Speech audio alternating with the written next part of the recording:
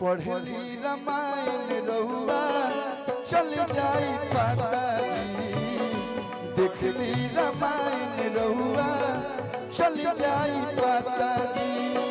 प्रेम से श्री रामचंद्र की कि करास कोई सब राख के बनाता जी, कि करास कोई सब राख के बनाता जी।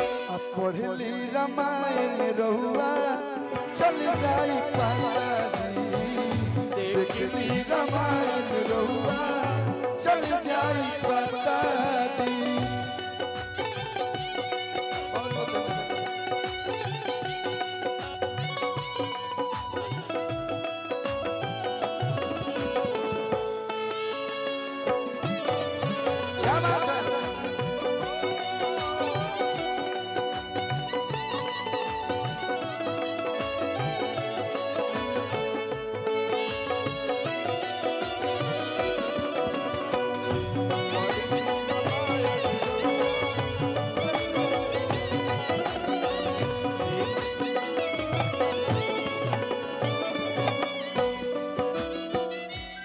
हमार माई बैठल बड़ी हने, भौजाई लोग बैठल बहने, सब गार्जियन बैठल बा।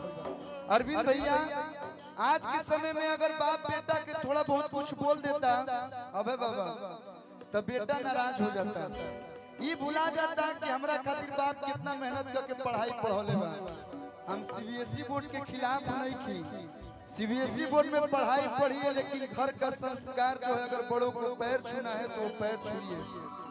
भगवान को कोई नहीं देखा है, माता पिता के रूप में ही भगवान हमने के मानल जाला।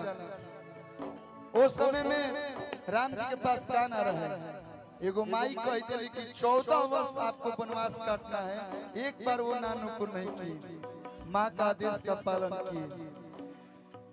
बाप संग बेटा के, भाई संग भाई के,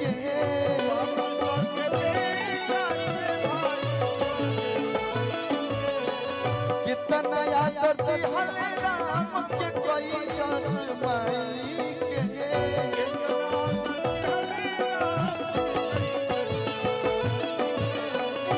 और जो आप भाई भाई का प्रेम है, भगवान किसी की नजर ना लगे,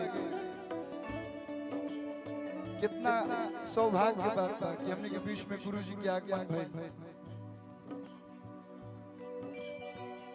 बाप संग बेटा के, भाई संग भाई के,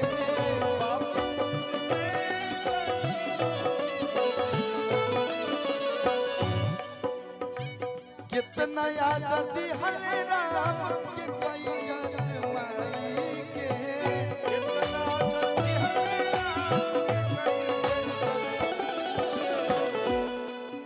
हम कोई भी प्रवचन सुनी ना, सब गुरुजी लोग आजकल सोशल मीडिया के जमाना बा, तो सब लोग अपना अपना माध्यम से अच्छा सीख देला। अगर आपकी सिखावल बात सही में से 20% भी लोग सीख जाओ तो कहीं ना कहीं हमने के देश बदल जाएगी। गुरुओं के गुरु होले बनवले विधाता जी, गुरुओं के गुरु होले बनवले विधाता जी।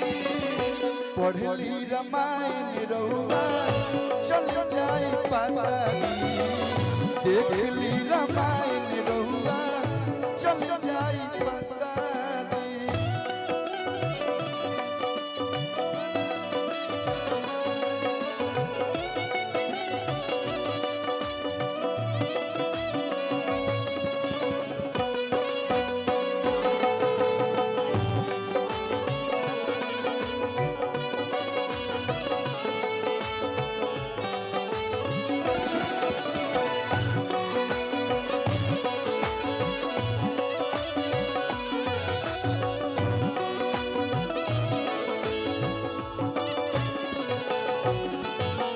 लोग के बीच में अभय बाबा माननीय पीयूष जी महाराज जी गुरु जी उपस्थित बानी।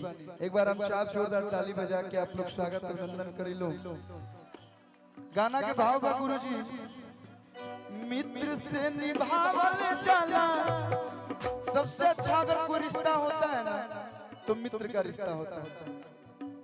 अपने भाई से आप बहुत कुछ नहीं बोल सकते हैं, लेकिन मित्र से हर सुख हर दुख आप बोल सकते हैं। मित्र से निभावल जाला कोई से मिताई, मित्र से निभावल जाला काहे इतना माने ले हनुमान के रघुराई, काहे इतना माने ले हनुमान के रघुराई,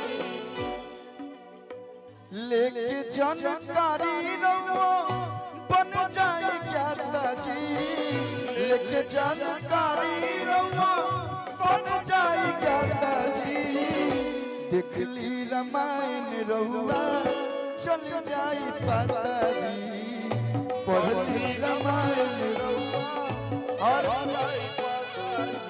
लास्ट में एक लाइन है गुरुजी, अरविंद भैया, लास्ट का एक लाइन है कि ब्रह्मांड का सबसे बड़ा पंडित था रावण, उसके उनके जितना बड़ा ज्ञानी कोई नहीं था।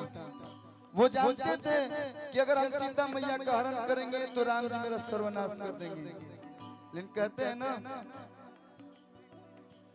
कि जब नाश मनुष्य पे छाता है पहले विवेक मर जाता है। ओकर नियन केहू नहीं रहे बड़ संत जी, ओकर नियन केहू नहीं रहे बड़ संत। लोग कहेला जब ज्यादा लोग आजकल नया नया पैसा हो जाता तो लोग सिकड़ी है ना पहिर लेता, 10 को गाड़ी लेके हौसे झाड़ के चलता, तो लोग कहेला कि रे भोजपुरी में कहा तो कि घमंड दरोड़ों के ना रह तोर का रही, पैसा बात 10 लोग के सम्मान कर, ई ना भुलाए के चाहे कि आप क्या थे क्या हैं और क्या रहेंगे, फ्यूचर कोई नहीं जानता है। हो ओकर नियन केहू नहीं रहे बड़ संत जी, तब काहे भइल रावणा के अंत जी, तब काहे भइल रावणा के अंत। और कहा जाता है गुरुजी भैया लोग वालों, जब हम जीते हैं तब हमको मालूम नहीं चलता है कि राम नाम सत्य है, लेकिन मरने के बाद लोग बोलते हैं राम नाम।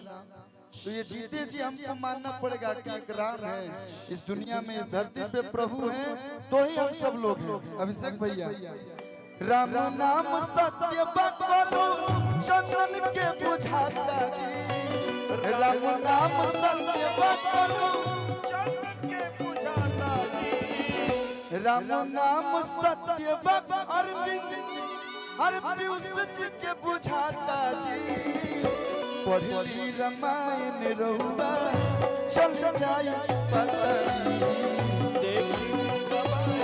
और एक लाइन अरविंद भैया मैंने गाया है, आपन माटी एक मेरा यूट्यूब चैनल है भैया का, उस पे केवल सामाजिक गीत और माटी के गीत रिलीज कर जाए। एगो बहुत हाल फिलहाल में गीत गोले बने, आजकल जो जात बात हो रहा बा कि हम क्षत्रिय हैं तो हम जादव जी हैं, तो हम ब्राह्मण हैं, तो हम ये हैं तो हम वो हैं। हम सभी को ये सीखना चाहिए कि एकता में बहुत ताकत होती है, हम एक रहेंगे तभी हम किसी से लड़ सकते हैं, चाहे वो कोई भी क्षेत्र हो। तो मैंने एक लाइन गाया है, राम जी से सीखी और सबके सिखाई, राम जी से सीखी और सबके सिखाई, जात पात के भेद भाव जो हुआ उससे भूल जाइए, लेकिन जो अभी है उससे हमें देखना है, हम जो करेंगे वही मेरा बेटा सीखेगा। तो जात पात के भेद भाव ये भैया मिटाई, जात पात के भेद भाव ये भैया मिटाई, सबरी के झूठ बायर,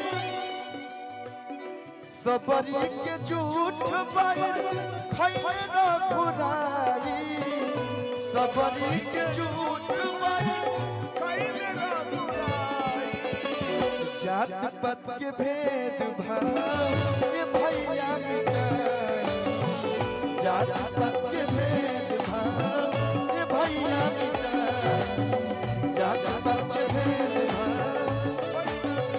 बहुत बहुत धन्यवाद भैया। प्रेम श्री रामचंद्र की पवन सुत हनुमान की। ओम नमः पार्वती पतये।